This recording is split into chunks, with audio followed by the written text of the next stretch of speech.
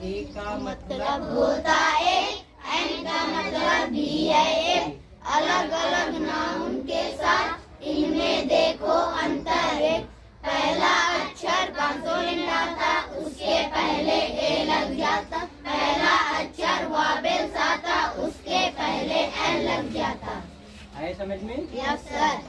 तो याद करना है। Yes, समझ sir. में? जिसको नहीं आता है इसको पोएम के माध्यम से आज हम पढ़ेंगे। Use of a and an, a और एन का प्रयोग। कहाँ पर हम ए लगाते हैं और हम कहाँ पर एन लगाते हैं। देख रहे हैं ना, सामने लिखा गया है ए का मतलब होता है, एन का मतलब भी है। ना?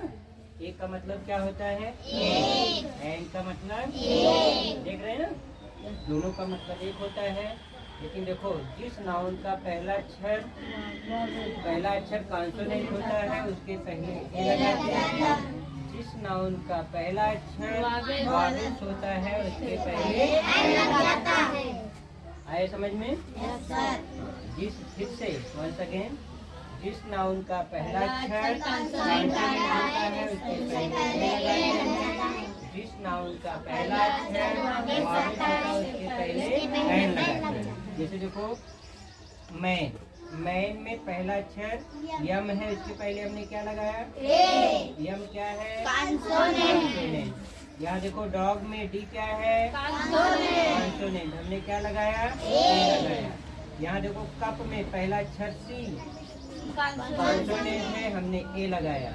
यहाँ पर देखो, एलिफेंट में पहला अक्षर वॉवेल्स है, हमने क्या लगाया? आउल में पहला अक्षर वॉवेल्स है, तो हमने क्या लगाया? अम्ब्रेला में पहला अक्षर वॉवेल्स है, तो हमने क्या लगाया? अब हम पोयम के माध्यम से इसको तैयार करेंगे। ए का मतलब होता है, एन का मतलब भी है एक। अलग अलग नाउन के साथ इनमें देखो अंतर है।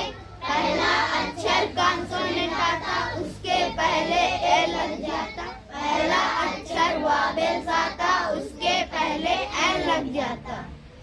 आए समझ में? Yes sir.